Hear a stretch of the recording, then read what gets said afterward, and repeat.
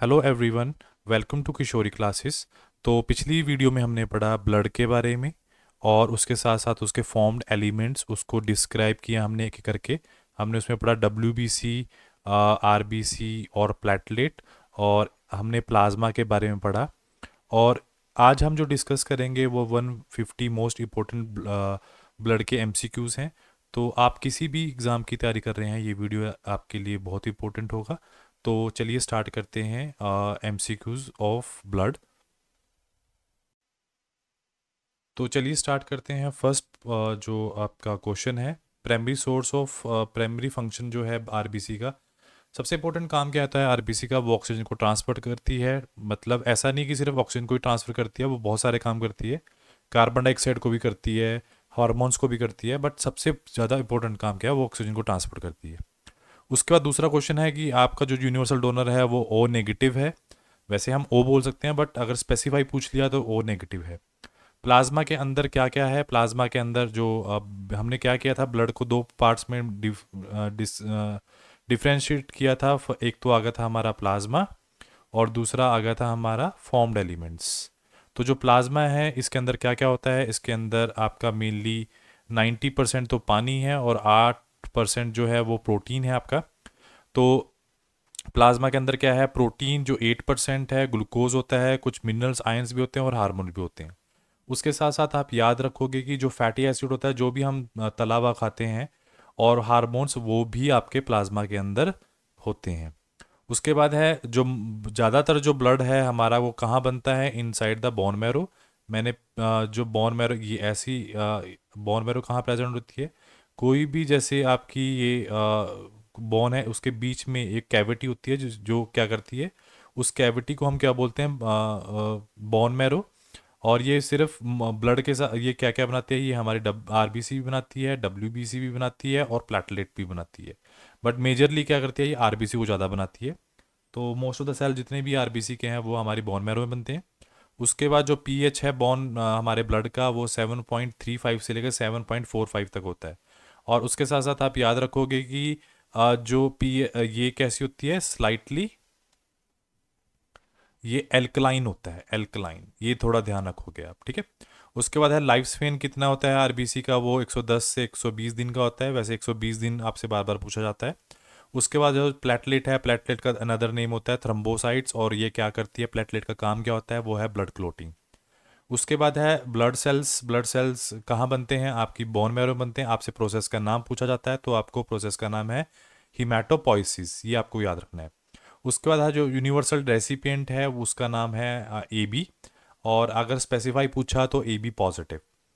उस नेक्स्ट है lymphatic system जो है हमारा, जहाँ पे लिम्फ बनता है, उसका काम क्या होता है? मेनली काम क्या होता है?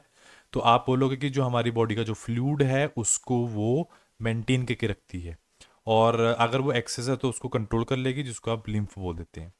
उसके बाद एक हार्मोन होता है जो क्या कर EPO, जो कौन बनाता है? मेनली आपका किडनी बनाती है। जब उसको लगता है कि आपके अंदर आरबीसी कमी हो गई, जैसे आप हाई एल्टीट्यूड में जाते हो, तो वो सेंस कर लेती है कि आपके अंदर ऑक्सीजन की कमी हो गई है, तो वो क्या करेगी? एक हार्मोन प्रोड्यूस करती है किडनी, जिसका नाम है एरिथ्रोपोइटिन।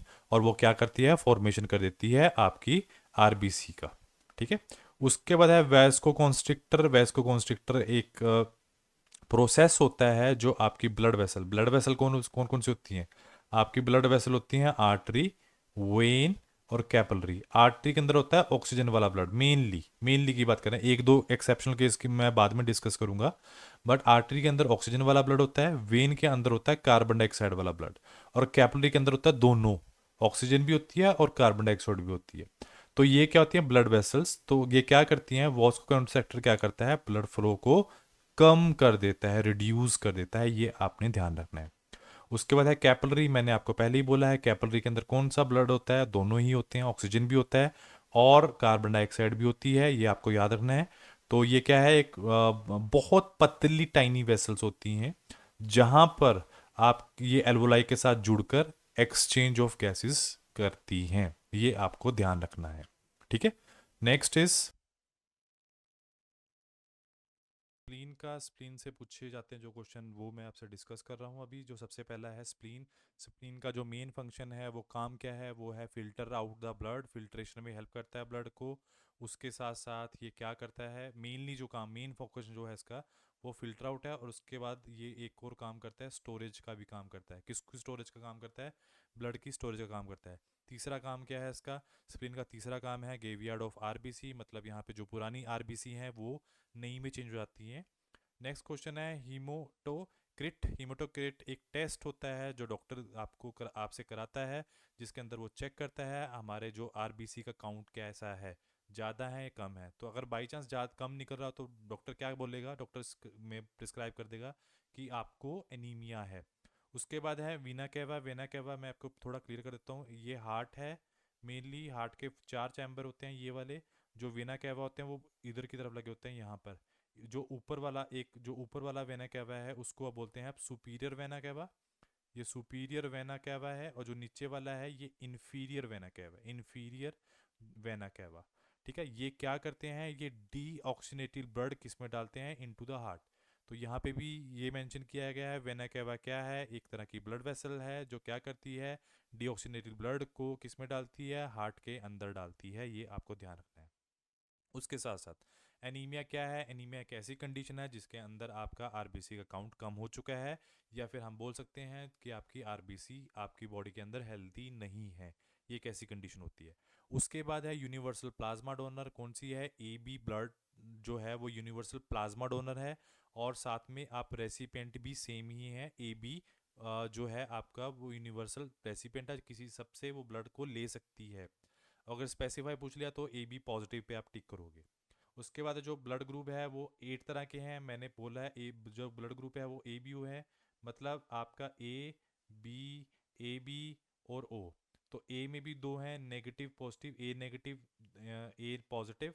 और ऐसे ही बी में होंगे, A positive negative positive negative positive negative. तो 8 हो गए ये आपके।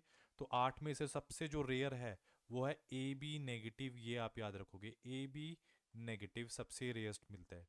उसके साथ साथ रिनेल और एक गोल्डन ब्लड भी होता है, वो जो करोड़ों में एक बंदे का होता है। तो रेयरेस्ट ब्लड ये वर्ल्ड में होता है। ठीक है। उसके बाद जो आरबीसी का स्ट्रक्चर होता है बायो कनकेव होता है, ऐसा स्ट्रक्चर होता है कुछ अकॉर्डिंग टू बायोलॉजी। ठीक है। तो ऐसे तो हम पढ़ते हैं सर्कुलर स्ट्रक्चर है आरबीसी का, पर बायोलॉजी में हम चेक करें तो आपका जो बायो कनकेव शेप होता है ये ऐसा क्यों होता है? ताकि सरफेस एरिया, उसका जो क्षेत्र है वो बढ़ जाए। जब उनका क्षेत्र ज़्यादा बढ़ जाएगा तो क्या हो जाएगा? उसमें ऑक्सीजन की एब्जॉर्प्शन ज़्यादा हो जाएगी। और उसके साथ साथ वो कहाँ भी ब्लड, वो नैरो ब्लड वेसल के अंदर भी जा सकता है। नैरो ब्लड वेसल का मतलब क्या होता है? कैपिलरीज की बात कर रहा है वो। सबसे पतली जो ब्लड वेसल है वो कैपिलरीज होती हैं।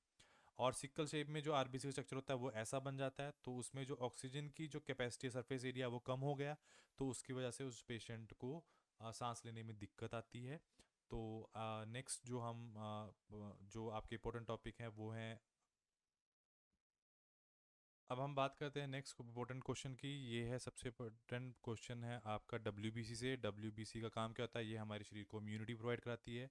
तो इसमें क्वेश्चन है फैगोसाइटोसिस। फैगोसाइटोसिस का मतलब क्या होता है? जब भी आपकी बॉडी में बाहर से कोई भी फॉरेन पार्टिकल आता है तो ये डब्ल्यूबीसी क्या करती है, उस जैसे ये फॉरेन पार्टिकल है तो ये इसको अपने अंदर निगल लेगी। तो दैट इस प्रोसेस को आप फैगोसाइटोसिस बोलते हो। और फैगोसाइटोसिस के मतलब ऐसा क्या खास है इसके अंदर? तो इसके अंदर है लाइजोसोम्स। लाइजोसोम्स को और क्या बोलते हैं आपके सेल में? सुसाइडल बैग भी बोला जाता है। मतलब ये जहाँ पे भी जब इनको दिखता है कि कोई फॉरेन चीज दिखाई दे रही है तो ये क्या करता है? उसके पास जाके फट जाता है। उसके साथ साथ लीवर और जो स्प्लीन है जहाँ पे ब्लड, जब अगर हम फीटस की बात करें, जब एम्ब्रियोनी में है बच्चा, जब बच्चा पेट के अंदर है तो वहाँ पे ब्लड कौन बनाता है? तो वहाँ पे बनाता है आपका लीवर और स्प्लीन बनाता है। तो उसको हम बोलते हैं एक्स्ट्रा मेडुलरी हीमेटोपोइसिस। उसके बाद है ब्लड का जो प्लाज्मा है वो क्या करता है? वो किडनी तक यूरिया और बहुत सारे वेस्ट प्रोडक्ट लेके जाता है, जो जिसको किडनी फिल्टर आउट कर देती है। ठीक है। उसके बाद पर जिसको किडनी तक नहीं लेकर जाता वो होता है CO2। उसके बाद क्या है? अगर आपकी जो प्लेटलेट है उनका नंबर डिक्रीज हो जाए तो उसको हम क्या बोलते हैं? थ्रम्बोसाइटोपीनिया। तो उसके बाद क्या है? ऑक्सीनेटेड ब्लड लंग्स के पास लंग्स से हार्ट के पास कौन लेके आ रहा है? Pulmonary vein. ये आपको याद होना चाहिए। और जो ऑक्सीनेटेड ब्लड है पल्मोनरी वेन, और वो कहाँ डालेगा? उसको लेफ्ट चैम्बर में डालेगा। ये पता है ना आपको, ये 4 चैम्बर होते हैं ऐसे। तो ये यहाँ से ब्लड जाता है, देखो सबसे पहले जो ब्लड आता है इसमें जो CO2 वाला ब्लड है, मतलब जो डीऑक्सीजनेटेड ब्लड है, इससे वो जाएगा इसके अंदर, और इससे जाएगा वो यहाँ से लंग्स में जाएगा। लंग्स से फिर वो जाएगा इनटू द लेफ्ट चैम्बर से यहाँ, यहाँ से वो एरोटा से बाहर, ठीक है। और उसके बाद है हार्ट को भी तो भैया कोई ब्लड देता होगा, कोई ना कोई तो देता होगा। हार्ट अगर सारी बॉडी को ब्लड दे रहा है तो हार्ट को भी कोई देता होगा, तो वो है आपका कोरोनरी आर्टरी, ये आप ध्यान रखोगे।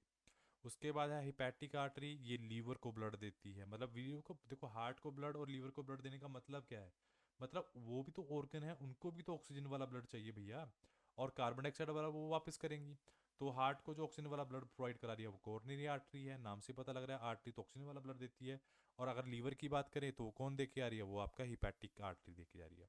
उसके बाद अगर ल्यूकोसाइड, जिसको हम WBC बोल रहे हो, अगर उस वो एकदम से कम हो जाए आपकी बॉडी में, तो उसको बोलते हैं ल्यूकोपीनिया या फिर न्यूट्रोपीनिया। ये आप और याद रखोगे, ठीक है। Next question. अब इसमें हम बात करेंगे मेनली ब्लड ग्रुप की। हमारे पास ब्लड ग्रुप जो है वो 4 हैं, सब A है, B है, AB है और O है। एक चीज़ आप बायो में जरूर याद रखोगे, एक होता है एंटीजन, एक वर्ड आता है एंटीजन, जिसको हम बोलते हैं फॉरेन पार्टिकल, पार्टिकल, ठीक है। और एक होता है एंटीबॉडी, जिसको हमारी बॉडी में रक्षा करता है, तो उसको हम सोल्जर बोलते हैं। तो हमेशा ये क्या करता है, एंटीबॉडी हमेशा एंटीजन का एनकाउंटर करता है।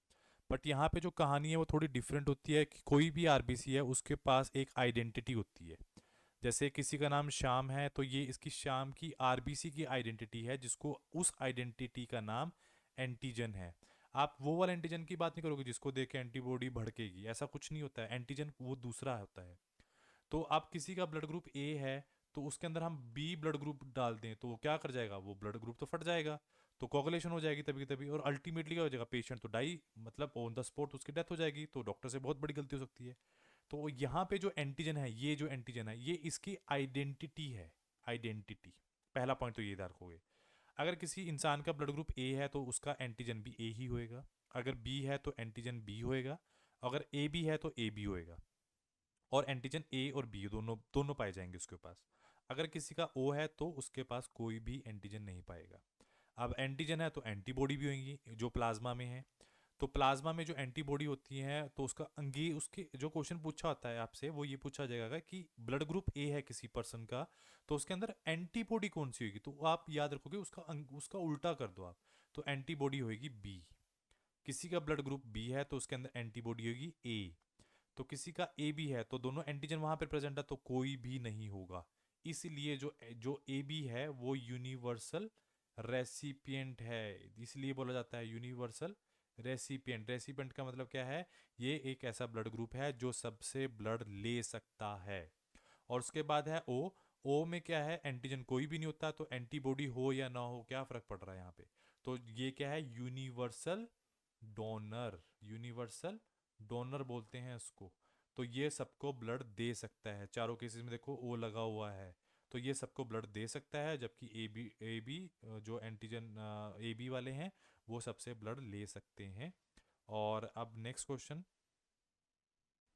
तो अब बात करते हैं हम नेक्स्ट क्वेश्चंस की। तो सबसे पहला जो क्वेश्चन है वो ये है कि रिवर ऑफ लाइफ किसको बोला जाता है, ब्लड को बोला जाता है। उसके बाद जो फ्लूइड पार्ट है ब्लड का वो प्लाज्मा है, क्योंकि बाकी तो RBC और WBC तो सारे सेल्स हैं हमारे, कोशिका बोलते हैं जिसको हम। उसके बाद जो प्रोटीन होती है, जो the protein in the haemoglobin, जिसको आप क्या बोलते हैं, हीम प्रोटीन बोलते हैं। और जिसके अंदर एक क्या होता है, प्रोफायरिन होता है, एक पिगमेंट जो जो आपको RBC को ब्लड कलर देता है। उसके बाद जो स्प्लीन है, स्प्लीन का जो कहाँ जो स्प्लीन है उसको क्या बोलते हैं, ब्लड बैंक बोलते हैं, क्योंकि ये हमारी बॉडी का जो ब्लड है उसको स्टोर करके रखता है इमरजेंसी के लिए, साथ साथ में फिल्टर आउट भी करता है। और यही स्प्लीन है जिसको हम गेवियार्ड ऑफ RBC भी बोलते हैं। जो सर्कुलर सिस्टम है हमारी बॉडी का, जो हार्ट हमारी बॉडी में पंप कर रहा है हमारे ब्लड को एक जगह से दूसरी जगह पे, वो एक साइंटिस्ट ने डिस्कवर किया था जिसका नाम था विलियम हार्वे। उसके बाद है जो जॉन्डिस एक बीमारी है जिसको पीलिया बोलते हैं, वो किसकी प्रॉब्लम होती है, वो लीवर की प्रॉब्लम होती है, क्योंकि लीवर बिलीरुबिन जो एक सब्सटेंस होता है उसकी मात्रा को बढ़ा रहा है। उसके बाद डब्ल्यूबीसी के डिफरेंट टाइप्स हैं जो मैंने पिछली वीडियो में कराए हैं आपको ना। तो मोनोसाइट जो है सबसे बड़ी डब्ल्यूबीसी है, लार्जेस्ट पूछ सकते हैं आपसे, और सबसे बड़ी है स्मॉलेस्ट पूछ सकते हैं आपसे, लिम्फोसाइट्स हैं। उसके बाद एक जो एंटीबॉडी बनाते हैं वो आपके प्लाज्मा सेल हैं। एक और बनाते हैं जिसका नाम बी लिम्फोसाइट्स है। बी लिम्फोसाइट आपके जो क्या करती हैं, एंटीबॉडी बनाती हैं। और जो टी लिम्फोसाइट, टी सेल्स जो हैं आपकी बॉडी के, वो रिकोनाइज करने में हेल्प करते हैं। मतलब अगर आपकी बॉडी में कोई भी फॉरेन पार्टिकल आया उसको चेक करने में टी सेल हेल्प करते हैं। उसके बाद जो डब्ल्यूबीसी का जो लाइफ स्पेन होता है वो 13 से 20 दिन का होता है। और जो बेसोफिल है एक डब्ल्यूबीसी का एक टाइप है जो रिलीज़ करता है हिपेरिन बॉडी के अंदर। और न्यूट्रोफिल जो सबसे ज़्यादा 5 डब्ल्यूबीसी के टाइप्स हैं उसमें सबसे ज़्यादा जो परसेंटेज है 60% जो है वो आपका न्यूट्रोफिल है। उसके बाद हम लास्ट स्लाइड की बात करेंगे। और लास्ट क्वेश्चन जो हमारे बचते हैं वो ये हैं इन ब्लड एमसीक्यूज में। तो सबसे पहला है आपका ग्लोबेनोमीटर जो है वो आपकी बॉडी, जो हमारी बॉडी के अंदर जो हीमोग्लोबिन है उसकी मात्रा को चेक करता है। तो हमें पता होना चाहिए एक एडल्ट इंसान के अंदर, एक हेल्थी इंसान के अंदर 12 से 16 ग्राम हीमोग्लोबिन होना चाहिए। किसके अंदर? 100 ml ऑफ ब्लड के अंदर। ये आपको याद होना चाहिए, 100 ml, हम ml, ठीक है। उसके बाद है कॉर लेंस्टर जो है, उन्होंने आपके ब्लड ग्रुप को डिस्कवर किया था। ये आपको याद होना चाहिए। ब्लड ग्रुप 4 हैं, ए बी ओ। ए है, एक बी है, और एक ए बी है, और एक ओ है। उसके बाद विटामिन जो के है वो ब्लड क्लोट के लिए ज़्यादा ज़रूरी है। जब भी आपको इंजरी होएगी तो वहाँ पे जो क्लोटिंग होती है तो विटामिन के करता है। जो प्लेटलेट का लाइफ स्पेन है वो आपको पता होना चाहिए 7 से 10 दिन का होता है। जो हार्मोन है जो आपके प्लेटलेट्स को कंट्रोल करता है वो है थ्रम्बोपोइटिन। ये आपको हार्मोन याद होना चाहिए। उसके बाद जो प्लेटलेट्स होते हैं वो कितने होते हैं? 1.5 लाख से 4.5 लाख के बीच में माइक्रोलीटर ऑफ ब्लड। और उसके साथ साथ एंटीकोगुलेंट जो है आपकी बॉडी में जो हमारी लैब्स में यूज़ किया जाता है, जो बहुत कॉमनली यूज़ किया जाता है, वो सोडियम ऑक्जेलेट है और सोडियम सिट्रेट है। तो फ्रेंड्स, अगर आपको मेरी वीडियो अच्छी लगी हो तो उसको सब्सक्राइब करें और शेयर करें अपने फ्रेंड्स के साथ। और किसी भी टॉपिक पे आप अगर आपको कोई वीडियो चाहिए तो आप please comment on my comment box. Thank you so much.